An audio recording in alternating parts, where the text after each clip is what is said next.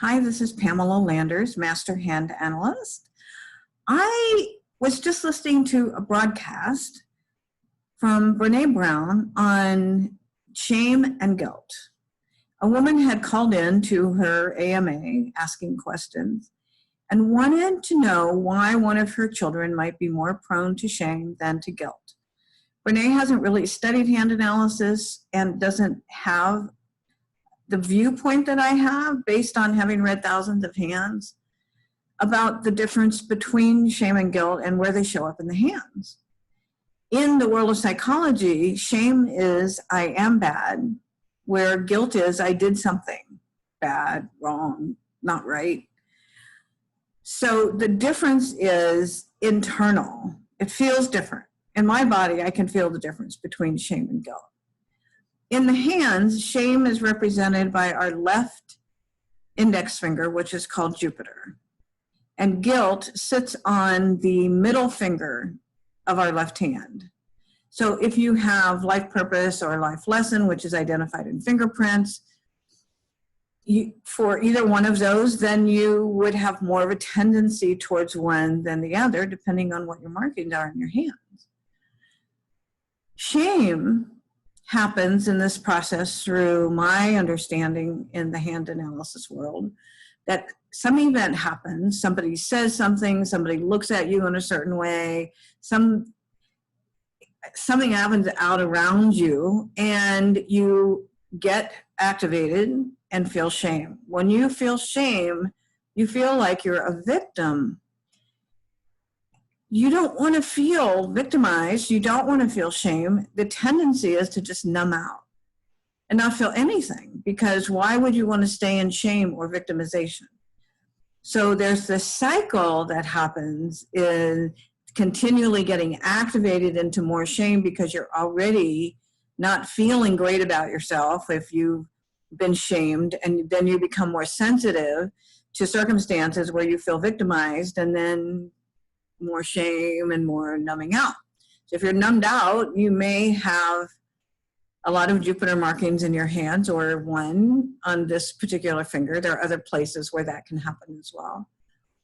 The difference between that and then guilt is since I did something bad, there's hope. I can do something about this. I can take some action on this. You don't numb out when you feel guilt.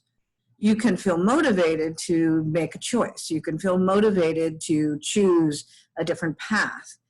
Guilt has more to do with your relationship with responsibility in the hands. The left middle finger has a lot to do with being personally responsible with the resources in your life, and mismanaging the resources could bring up guilt. Resources are time, money, energy, information, knowledge, wisdom, people, how you talk with people, what you know, how you feel about your level of contribution. And then you could feel guilty about stuff if you're not living up to the integrity that you have a relationship with about all that responsibility stuff. So there is a difference between them in the hands. Some people get marked with both of these as their life lesson based on their fingerprints. And so they could go back and forth between shame and guilt, or they could feel both of them at the same time, but the guilt is the one that's going to help them make a different choice and not numb out. So I wanted to share this because it's helpful to understand that there is a source of it in hand analysis. There's a source of why one person might be more prone to feeling guilty and one might be more prone to feeling shame, and support to do something about learning ways through. On the shame side, what I want to say is it's probably going to be easier to make some shifts if you get some support from outside of you.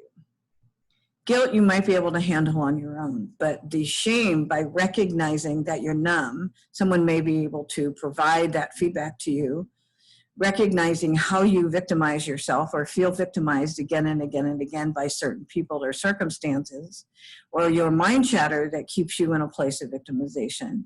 That might require help from outside of you to have somebody reflect that back to you.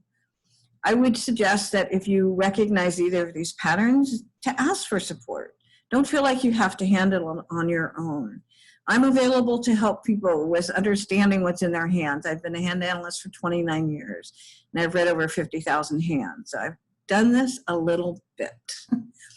If you would like some support, you can go to my website, PamelaLanders.com, P-A-M-E-L-A-H, Landers.com, or email me at Pamelah, with an H, at PamelaLanders.com. Thanks for being here.